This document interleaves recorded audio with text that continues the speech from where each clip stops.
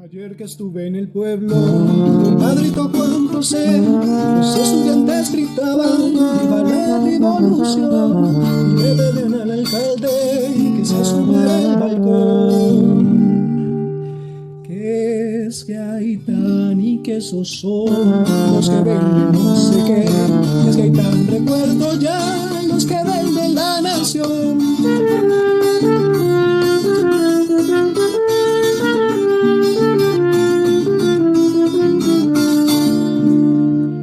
No entendí lo del petróleo ni lo del gringo ladrón, pero algo tendrá de cierto, pues en Berlando hay un montón. Y es que hay tan, esos son los que venden la nación. Y es que hay tan, esos son los que venden la nación. A lo largo de nuestra vida vamos acumulando información, que dependiendo de la calidad de las vivencias, dicha información se clasifica entre cosas agradables y cosas no tan agradables. Algunos buenos recuerdos que al final se convierten en recursos para nuestro diario vivir, se convierte en hábitos, en fin, una gran cantidad de aprendizaje y sensaciones que generan memoria. La memoria se convierte en un instrumento para cambiar nuestro presente y nuestro futuro.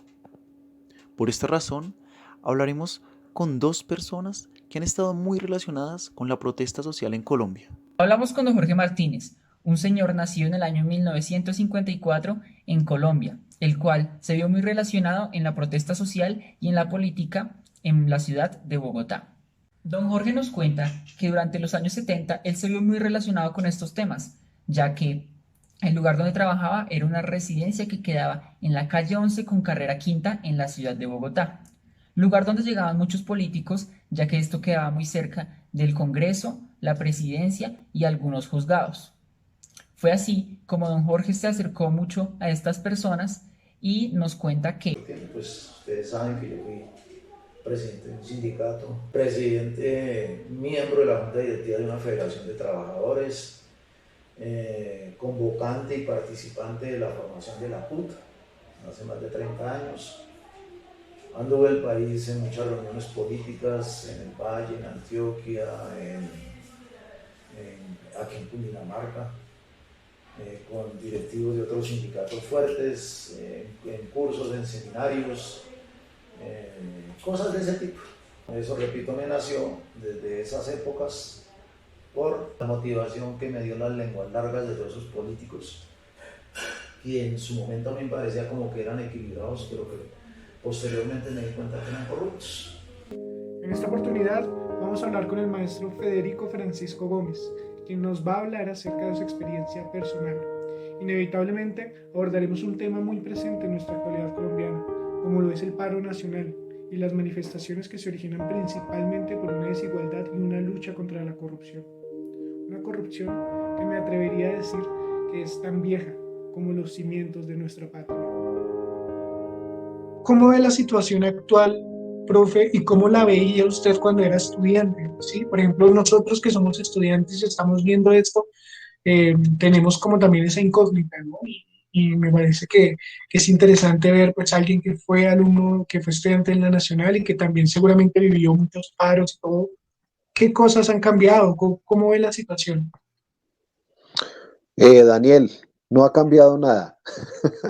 Seguimos en la misma lucha hace más de 50 años, ¿sí? Digamos, con la postulación de nuestros partidos políticos. Lo mismo, hoy en día también están, lo vemos todos los días, asesinando a los líderes, o sea, la persona que opina que esto no está bien, y que quiere organizar a su comunidad, entonces lo están asesinando, lo están matando, ¿sí? Por otros intereses, por otros intereses de las clases mayoritarias que quieren no sé, digamos, tener como bajo un yugo al país, o sea, que todo el mundo pase con la cabeza agachada y no diga nada. Yo, digamos, estuve, pues obviamente nosotros los músicos nunca hemos sido así como muy, que nos vamos a tirar piedras y además yo no aprendí eso, ni nada por el estilo, pero sí, la Nacional siempre ha estado ahí, la Universidad Nacional sea por, no sé, por instigaciones de los grupos que ya conocemos o lo que sea, pero la Universidad Nacional siempre ha puesto como el punto de partida hacia las protestas, porque si no hubiera sido por esos, inclusive mártires, porque en muchas de esas marchas, pues uno salía y todo eso, porque había muchos gases, inclusive eso el conservatorio, eso se inundaba de gases, entonces nos encerraban ahí hasta que pasara todo y tuvimos que aguantarnos muchas veces todo ese gas lacrimógeno, pero hubo inclusive muchos mártires ahí, estudiantes, policías, bachilleres también, por esas bombas que tiran allá, no me acuerdo cómo es que se llaman. Las papas bomba. Eso, una vez asesinaron a un joven que creo que era bachiller de la policía, y eso fue terrible, lo mismo, es como la misma fotografía. Pienso que nosotros debemos seguir como organizándonos más y mostrando que somos más los buenos que las personas que salen a hacer cosas que no son, porque entonces es un calificativo para todo el mundo. No, los vándalos, no sé qué, lo que hemos visto en los medios, no sé qué. Entonces ya hay otras personas que salen a hacer otras cosas, que ya sabemos, que salen a vandalizar, a robar, a todas estas cosas negativas que es lo que no queremos para nuestro país.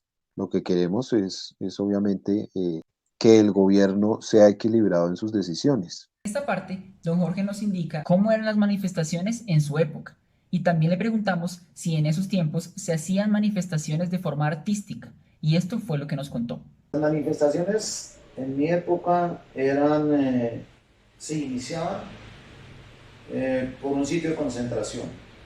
Posterior a ese sitio de concentración, como podría, digamos, decirse o hablar un poco de las manifestaciones del 1 de Mayo, se encontraban las personas en ese sitio y a una hora determinada se empezaba la marcha hacia la Plaza de Bolívar. Y dentro de las marchas iban personas lanzando arengas. Casi siempre esas personas que lanzaban arengas eran muy efusivos y a veces iban y se las gritaban a los policías al frente. Y los policías se sentían ofendidos y a veces atacaban, ahí se rompía la marcha. Venía un gran enfrentamiento, pedreas siempre han habido, así se utilizaba lo de las llantas, atravesar palos. Esas arengas, repito, eran arengas contra el gobierno. En esas marchas participaban estudiantes, participaban sindicatos. No había participación artística, porque de hecho, viéndolo hoy en día, de hecho en esa época una participación artística como tal, para la época, podría significar un irrespeto a los que estaban marchando, o sea, a los marchantes. Porque la concentración o la identidad espiritual y mental era protestar contra el gobierno y contra sus políticas del momento. En los siguientes relatos, don Jorge nos muestra su opinión acerca de la parte artística en un escenario de protesta. Esa parte es muy interesante porque casi que podríamos decir que es una parte muy nueva. Pero las expresiones artísticas están convocadas ante todo por los estudiantes. Entonces eso como elemento educativo, a mí particularmente me parece que desde esa parte se ha ganado muchísimo.